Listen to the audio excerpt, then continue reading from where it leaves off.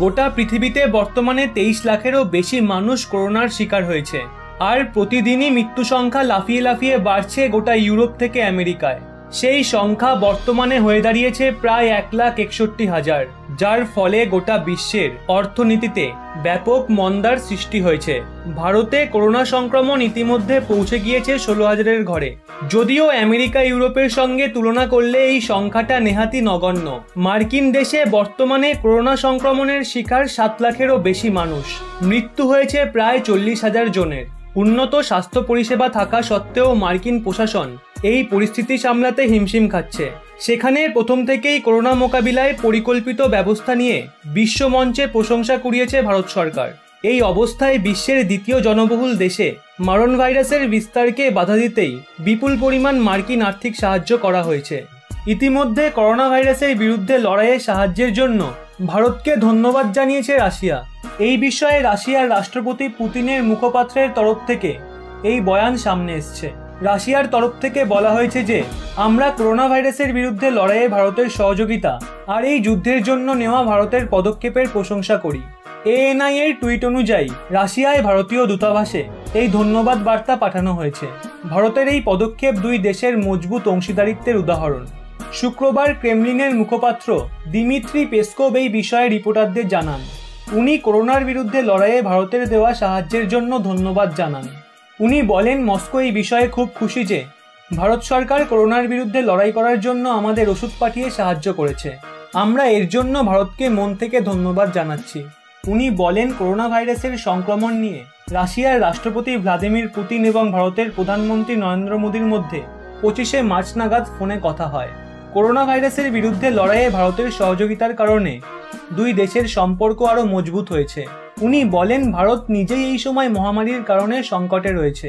আর এই কঠিন সময়েও আমাদের ওষুধ পাঠানোর সিদ্ধান্ত দুই দেশের অংশীদারিত্বকে আরও মজবুত করবে। এর আগে ভারতের রাশিয়ার রাজদূত রিপোর্টারদের জানিয়েছিলেন যে ভারত রাশিয়ায় করোনা ভাইরাসে সংক্রামিত রোগীদের জন্য ওষুধ পাঠাচ্ছে। সমগ্র বিশ্ব যখন করোনার ভয়ে আতঙ্কিত, তখন সার্ক অন্তর্ভুক্ত দেশগুলোকে একজোট হওয়ার কথা বলেছিলেন ভারত সরকার। এক বৈঠকের মাধ্যমে তারা একত্রিত হয়েছিল। ওই বৈঠকে ভারত সরকার সার্ক অন্তর্ভুক্ত দেশগুলোকে কোভিড-19-এর মোকাবিলা করার জন্য একটি ফান্ড গঠন করতে বলেছিলেন। গত 15ই মার্চ সার্ক অধ্যুষিত দেশগুলোর মধ্যে ভিডিও কনফারেন্সিং হয়। সেখানে ভারতের পক্ষ থেকে প্রধানমন্ত্রী নরেন্দ্র মোদী $10 মিলিয়ন দিয়ে এই করোনা ফান্ড গঠন করেন। কোভিড-19 সংকটের মধ্যে এবার সংযুক্ত আরব এমিরেট সাহায্য চাইল ভারতের কাছে। আমেরিকা, ইসরায়েল, ব্রাজিলের পর এবার ভারতের কাছে হাইড্রক্সিক্লোরোকুইন চাইল UAE। সমগ্র বিশ্বে করোনা ভাইরাসের আতঙ্ক ছড়িয়ে পড়েছে। বেশ কয়েকটি দেশ এই ভাইরাসের কারণে মৃত্যুপুরীতে পরিণত হয়েছে। Super power America, Italy, Spain, France সব দেশই হার স্বীকার করেছে এই মারণ ভাইরাসের কাছে। বিশ্বব্যাপী বিজ্ঞানীরা প্রতিনিয়তই চেষ্টা চালিয়ে যাচ্ছে, কিন্তু এখনও বেশ কিছুটা সময় লাগবে এই ভাইরাসের সঠিক ওষুধ তৈরি করতে। আর তারই মধ্যে হাইড্রক্সিক্লোরোকুইন সাময়িকভাবে এই রোগের ক্ষেত্রে উপশমের কাজ করছে। তাই এই ওষুধের চাহিদা এখন বিশ্বব্যাপী। ভারতে যেহেতু বেশি পরিমাণে হাইড্রক্সিক্লোরোকুইন উৎপন্ন হয়, তাই ভারতের কাছে অনেক দেশই এই ওষুধ চেয়েছে। প্রথমে এই ওষুধ রপ্তানির ওপর নিষেধাজ্ঞা আরোপ করলেও পরে সেই নিষেধাজ্ঞা তুলে নিয়ে বিভিন্ন দেশকে তাদের প্রয়োজন মতো ওষুধপত্র দিয়ে সাহায্য করছে ভারত।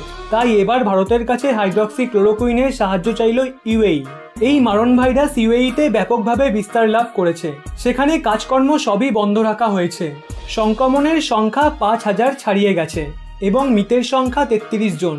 তাই এই সংকটময় পরিস্থিতিতে UAE সরকার ভারতের কাছে হাইড্রক্সিক্লোরোকুইন চায়। সেখানে উপস্থিত ভারতীয় রাজদূত পবন কাপুর মিডিয়ার সামনে তাদের এই চাহিদার কথা প্রকাশ করেন। দিল্লিতে এই বিষয়ে আলোচনা করে খুব দ্রুতই কোনো সিদ্ধান্ত নেওয়া হবে বলে জানিয়েছে ভারত। ভারতীয় রাজদূত পবন কাপুর জানান, UAE-তে অবস্থিত ভারতীয় নাগরিকদের দেখভাল করা হচ্ছে, তাদের সব রকম সাহায্য করা হচ্ছে। যান চলাচল শুরু হলে তাদের ভারতে পাঠানোর ব্যবস্থাও করা হবে। এখনো অবধি ভারত 13টি দেশকে এই হাইড্রক্সিক্লোরোকুইন পাঠিয়েছে, যা করোনা ভাইরাসে আক্রান্ত ব্যক্তিদের ওপর কিছুটা হলেও কাজ করছে। কিছুটা হলেও সংক্রামিত ব্যক্তি সুস্থ হচ্ছে।